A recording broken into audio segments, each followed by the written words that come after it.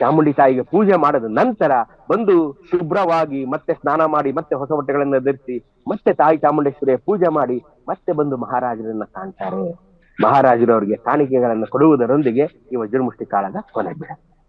ಈ ವಜ್ರಮುಷ್ಟಿ ಕಾಳಗ ಮುಂಚೆ ಫೈಟ್ ಟಿಲ್ ಡೈ ನಡೀತಿದ್ದಂಥದ್ದು. ಈಗ ಸಾಂಪ್ರದಾಯಿಕವಾಗಿ ಇಲ್ಲಿ ಬಂದಿದೆ. 400 ವರ್ಷಗಳಿಂದನೂ ಅನೂಚಾನವಾಗಿ ಚಾಚೂ ತಪ್ಪದಂತೆ ನಡ್ಕೊಂಡ್ ಬಂದಿದೆ.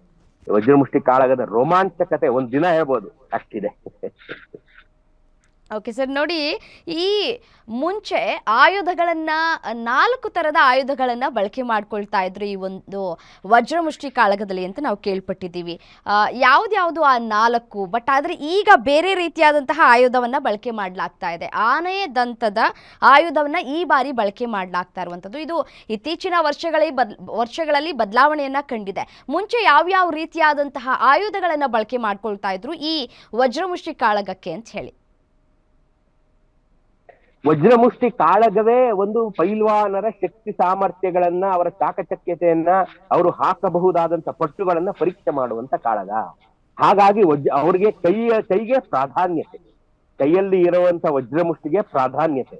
ಹಾಗಾಗಿ ಅದನ್ನ ಬಹಳ ಮುಖ್ಯವಾಗಿ ಬಳಕೆ ಮಾಡ್ತಾ ಇದ್ರು. ಮಹಾರಾಜರು ವಿಶೇಷ ಸಂದರ್ಭದಲ್ಲಿ ಗುದ್ಬಾಕು ಅಂತ ಹೇಳ್ತೀವಿ, ಮಹಾರಾಜರ ಸ್ವಂತಕ್ಕೆ ಒಂದು ಬಾಕು ಇರ್ತಾ ಇತ್ತು. ಈಗಲೂ ನೀವು ಯದುವೀರ್ ಕೃಷ್ಣದತ್ತ ಚಾಮರಾಜ ಒಡೆಯರನ್ನ ಗಮನಿಸಿದ್ರೆ ಅವರ ರಾಜ ಪೋಷಾಕಿನಲ್ಲಿ ಸೊಂಟದಲ್ಲಿ ಒಂದು ಬಾಕು ಇರುತ್ತೆ. ಆ ಬಾಕು ರಣಧೀರ್ ಕಂಠೀರವ ನರಸರಾಜ ಒಡೆಯರ ಕಾಲದ್ದು. ಅವರಿಗೆ ತಾಯಿ ಚಾಮುಂಡೇಶ್ವರಿ ವಿಜಯ ನರಸಿಂಹ ಅಂತ ಆ ಬಾಕುವಿನ ಹೆಸರು.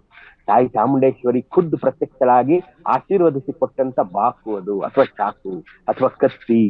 ಅದು ಸೊಂಟದ ಕತ್ತಿ, ಕಿರುಗತ್ತಿ ಅಂತ ಅದರ ಹೆಸರು. ಅದು ಶಾಸ್ತ್ರದ ಪ್ರಕಾರ ಬೇರೆಯವ್ರ ಕಣ್ಣಿಗೆ ಕಾಣಿಸೋದಿಲ್ಲ. ಮಹಾರಾಜ ರಣಧೀರ್ ಕಂಠೀರವ ನರಸರಾಜ ಒಡೆಯರು ತಿರುಚಿರಾಪಳ್ಳಿಯ ಪೈಲ್ವಾನನ ಮೇಲೆ ಮಾಡದಂತ ಕುಸ್ತಿಯಲ್ಲಿ ಈ ಕತ್ತಿಯಿಂದನೇ ಅವನನ್ನ ಸಂಹಾರ ಮಾಡ್ತಾರೆ.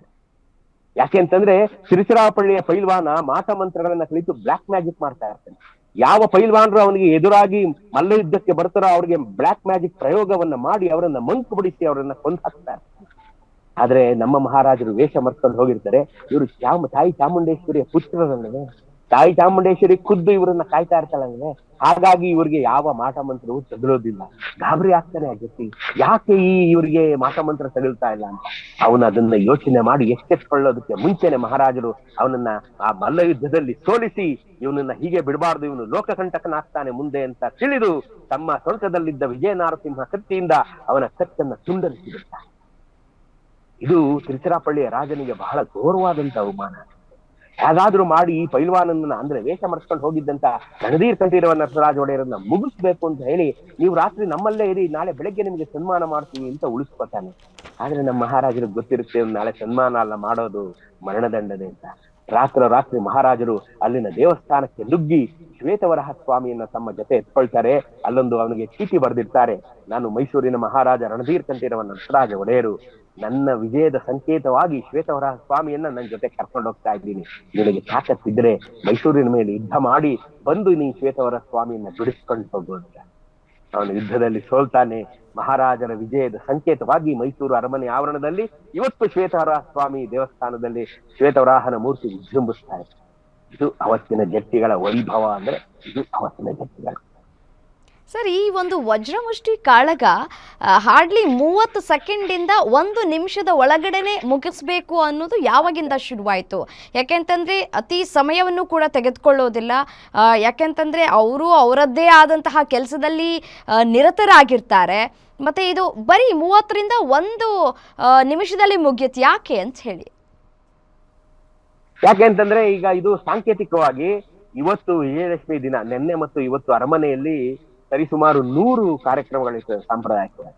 ಅದರಲ್ಲಿ ವಜ್ರಮುಷ್ಟಿಯೂ ಒಂದು.